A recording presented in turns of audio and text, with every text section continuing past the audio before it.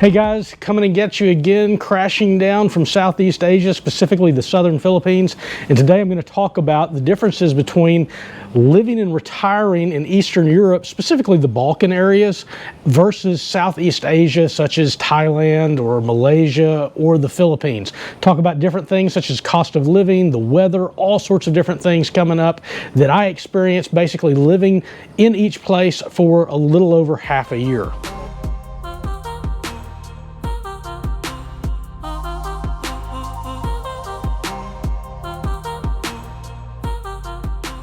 So the first thing to talk about is going to be the weather. And in Southeast Asia, it is basically two seasons. It's hot and wet.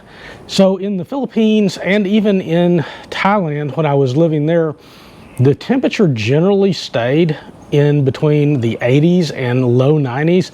Rarely got much above that. And other than the evenings, it rarely got much below that, other than the high elevation. So if you go to northern Thailand, to Chiang Mai, to Chiang Rai, some of the elevated areas there, or even here in the Philippines to where you go farther up in the mountains, you do get that 70-degree weather, but generally it's not going to get much below that. Now, in contrast, when I was living in Eastern Europe, when I was living in Serbia, for instance, when I first got there for the first 2 or 3 weeks, we had multiple days in a row where it was 100 degrees Fahrenheit. I have never felt those type of temperatures in Southeast Asia, but it is a different type of heat. The humidity levels in Southeast Asia are much higher, and it's much more of a dry heat that just beats down on you in Eastern Europe. And I experienced those same temperatures in Albania, in the capital of Tirana, as well as in Belgrade, the capital of Serbia, in Montenegro, outside of the mountains, and in Skopje, Macedonia. Sticking with the weather issue, you do not have to deal in Southeast Asia with winters. Of course, you don't get falls and you don't get springs either.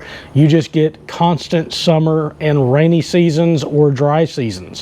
Whereas in the Balkans and Eastern Europe, you do get winter. You get some fall, you actually get some spring, although the fall in Serbia was very, very small. It was only lasted a couple of weeks, and then it turned very wet in rain and then to snow very quickly, and those weathers can get very, very cold.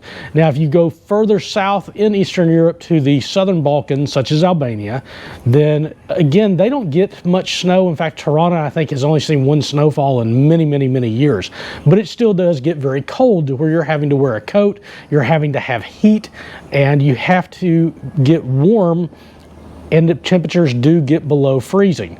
Again, Southeast Asia, you don't have to deal with that. So if you like a change of seasons, and if you don't mind the winter, then Eastern Europe would be a good place for you. However, in Southeast Asia, you do have to contend with the heat. So even if you like summers, if you like warm weather, if you like beach and tropical environments, it's all the time. And you are going to spend, if you want air conditioning, accordingly.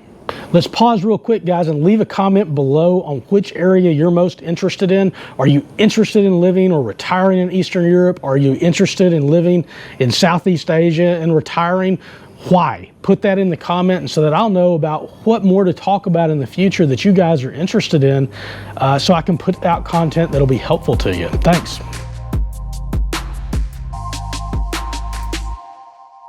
Languages. The languages in Eastern Europe, or really anywhere in Europe for that matter, for somebody who comes from a Western, Latin-based or English-based background, Germanic-based, it's just easier to learn those languages than most of the languages that you're going to run into in Southeast Asia. It's because there are different language families, because you don't have tonal issues in most of Europe, it's easier to pick up on the languages, it's easier to find familiar words and phrases than you're going to have in Southeast Asia. Now, you can learn the language in either area. It's just going to be which one comes easier and which one becomes more natural for you as a Westerner.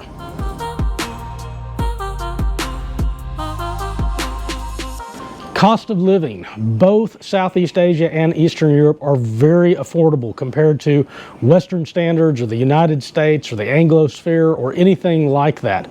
You are going to have housing that is going to be more expensive generally in Eastern Europe than it is going to be in Southeast Asia, particularly in Thailand and the Philippines, the two places that I have spent the most time. The housing is just more affordable. Eating out is more affordable generally in Southeast Asia. You are going to save some money compared to what you are going to in Eastern Europe.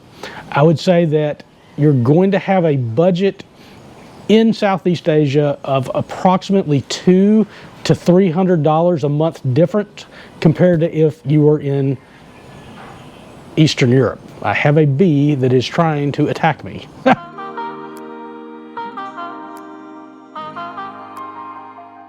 For healthcare, generally I would say that Southeast Asia is better healthcare than what you're going to receive in the Balkans based on my experiences. I've been to hospitals in both the Albania, I've been to the doctors in Serbia, and I have done the same in Thailand and in the Philippines. And I would generally say that the healthcare that you find in Southeast Asia is going to be better than it is going to be in Eastern Europe. Now, you are going to be closer to Western Europe so that if you did have medical emergencies, you could get to better healthcare much easier than you could in many of the places in Southeastern Asia.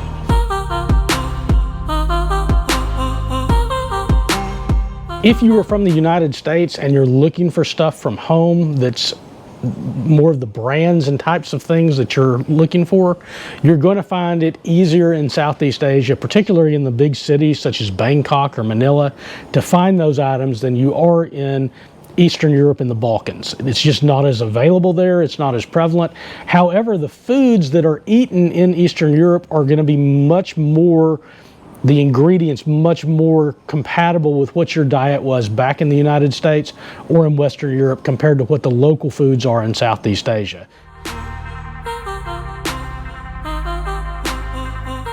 Time zones compared to different parts of the world are going to be a factor depending on which area that you live in.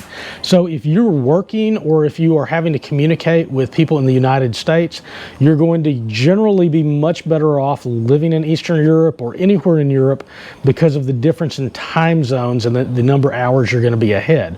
Whereas in Asia, in the Philippines, for instance, at any given point in time, you're going to be anywhere between 12 and 13 hours ahead, or in Thailand, you're going to be approximately 11 to 12 hours ahead of the people in the United States on the eastern seaboard. As you go west, you're having to add an hour each time for the time differences that you're going to experience. So it becomes very difficult to work if you're having to have daily communication with people in the United States living in Southeastern Asia, because you do have to stay up later at night because their mornings are going to be your late evenings.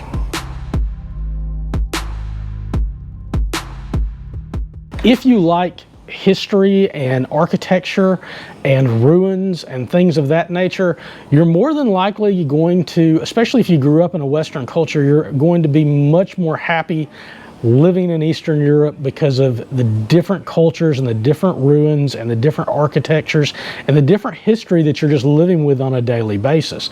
You have history going back to Greek expansion, you have Roman ruins, you have the Byzantine Empire, you have the Austro-Hungarian Empire, you have the different world wars and all of these different histories that are on living display for you through architecture and ruins and museums and stuff all over Eastern Europe.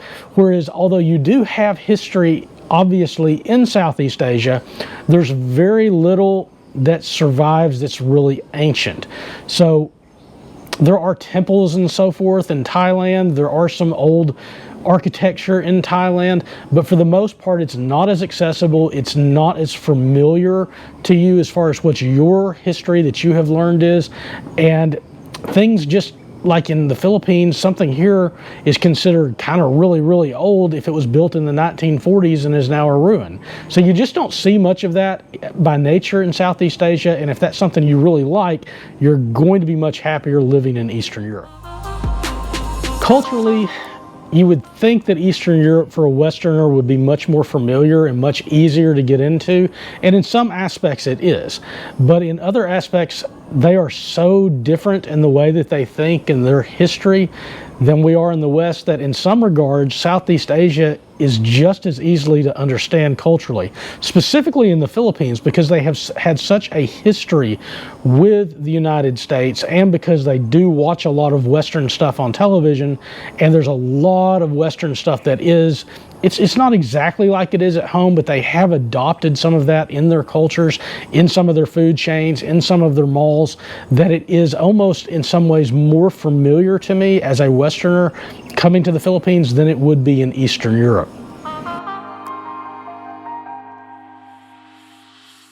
As far as conveniences and things that you're wanting to get, such as electronics or just different things that will make your life easier that you're used to having in the West, it is far, far easier to get a hold of those things in Southeast Asia, again, particularly in the capital cities, such as Manila or a Bangkok or a Singapore or a Kuala Lumpur, than you're going to find in Eastern Europe. Specifically, with the exception of, I guess, Croatia, and a little bit Belgrade, but even in Belgrade it was very expensive, very difficult to find lots of different electronics.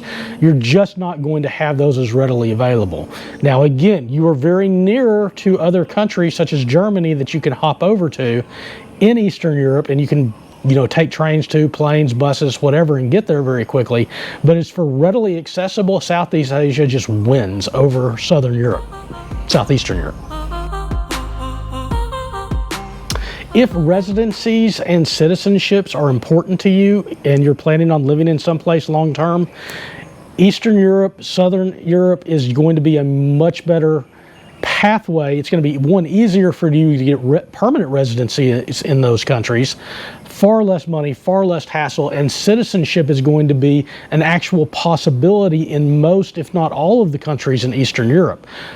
Whereas in Southeast Asia, permanent residencies are hard. In some countries you can do them, such as in the Philippines. They have a retirement visas. Thailand has a form of retirement visas, but they are much bigger hassles than they are dealing with Eastern Europe, which is much more simpler, actually in some cases much cheaper as well. And as far as citizenship goes, in Southeast Asia, citizenships are just almost non-existent, being able to get citizenships, or very, very difficult to the verge of being almost impossible, with the exception of some very few countries that do allow it by marriage. But straight up doing it any other way, through naturalization or living there long term, it's just really, really difficult, and in most cases impossible, whereas in Eastern Europe you actually can do that if that's something that's important to you. Dating can be done in either one of the regions. The Eastern Europeans are certainly open to dating Western men. I'm coming from a male standpoint, so I can't speak for the females, and so are people in Southeast Asia. The Philippines in particular, they're very, very open to dating foreign men. A lot of people in Thailand, for instance, are open to that. There are language barriers there, and then there are some people that are not as open to dating foreign men in Thailand as they would be, certainly not compared to the Philippines.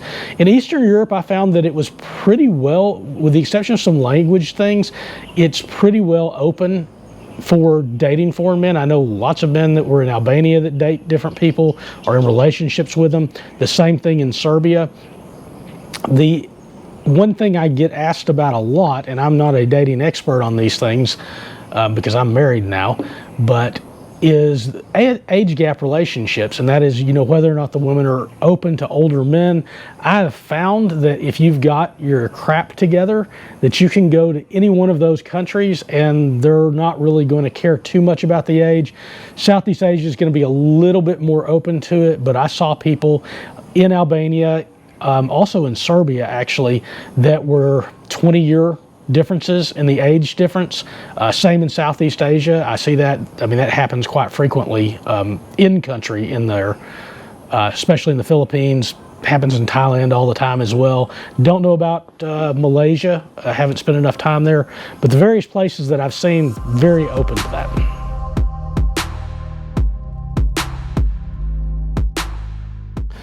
All right, guys, this was just a brief overview of the differences that I've seen of living or retiring in Eastern Europe versus Southeast Asia, and they both have their pros, they both have their cons. At the end of the day, if you're thinking about it, you should go to both places and see what you like, or put together a list of the things that are most important to you, the 10 things that are most important to you, and then figure out which one of those regions is going to be best for you, and then you can narrow it down to a specific country.